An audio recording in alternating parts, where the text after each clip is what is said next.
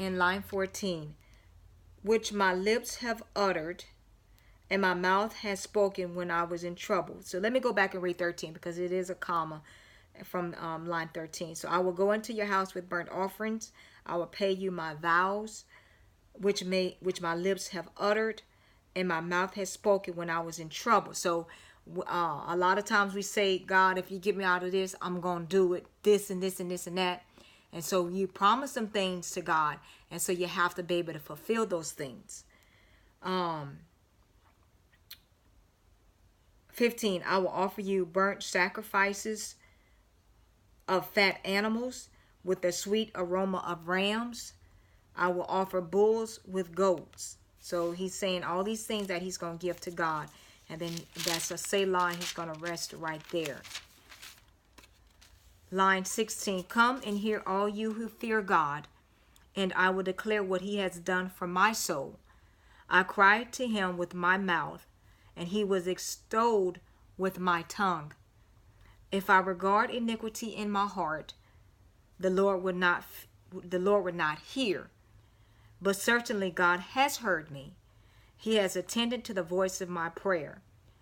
So now he's saying, come and hear all you who fear God. All right, because the people who don't fear God and is not going to come and hear, they're going to sneer. So he's saying, come and hear all you who fear God. So if you fear God, you reverence God, come and hear what he has to say. And he's saying, I will declare what he has done for my soul. And so what happened is, it's good to be able to hear the testimony of what somebody else has done, what God has done in somebody else's life, because that's going to help build up your faith. All right. And you say, oh, well, God did this and that. Remember the title of our theme. Our theme is what? Remember what God has done. And so when you can hear what God has done in somebody else's life, hey, well, if God could do that for them, I know God could do that for me. And that's why we have the Word of God, so we can see all these miracles and all these wonderful things that God has done in and through the lives of people, his people. And if he did it for his people, he's no respecter of persons. He can do it for us, because Hebrew tells us that Jesus Christ is the same yesterday, today, and forever. So he's not going to discriminate against against us, the same thing that he has done in the past.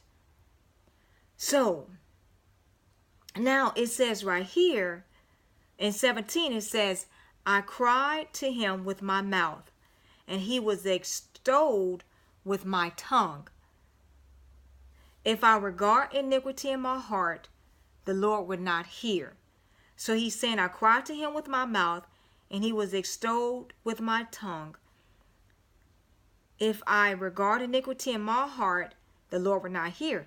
And God is not going to hear if we hide some iniquity and sin in our heart. Because in John, I think it's John 9, God does not hear the prayers of sinners. Now, he does hear a repentant sinner's prayer. But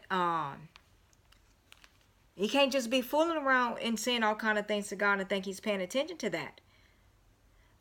Line 15. I'm sorry, Isaiah 1, verse 15. When you spread out your hands, I will hide my eyes from you. Even though you make many prayers, I will not hear. Your hands are full of blood. So they're full of bloodshed. And so God is not going to hear. He's not going to hear if we got that blood all in our hands. And so that sends us to Micah 3:4.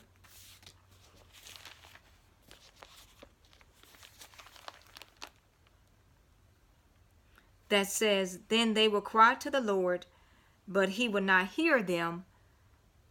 He will even hide his face from them at that time, because they have been evil in their deeds. He is who he say he is. He's not going back on his word. And so let's see. In line 19, but certainly God has heard me. He has attended to the voice of my prayer. Okay, and so he used that as an antithetic parallelism. That sends us to Psalm 116, 1 and 2. That says, I love the Lord because he has heard my voice and my supplications, heard my requests, because he has inclined his ear to me. Therefore, I will call upon him as long as I live. And you know that God is listening to you. You're going to call upon him as long as you live. And then when you call upon him as long as you live, you know that you're going to be right when you call upon him. And so let's look into line 20, our last stanza, our last line. We're going to go over, but since it's just a one-line stanza, let's go ahead and wrap it up. Blessed be God who has not turned away my prayer, nor his mercy from me. So blessed be God who has not turned away my prayer, nor his mercy from me. And God will not turn away from you if you're right and you're walking uprightly. All right? Because remember, he's already tried us in that refiner's fire. All right? And so we should come out what? As pure silver. So with that, that's Psalm 66, guys. And so Lord's willing, we will be in Psalm 67. I may try to, go ahead and study that. And then I'll record that one, since, it's been, I think, a week since I recorded anything. And so I may just go ahead and do Psalm 67, since it's only 7 lines, just a few reference scriptures. And so, but I'll see. And then, if I have on the same clothes, I recorded it. But anyway, let me end by saying, keep the faith, keep the focus. I love you, and God bless you.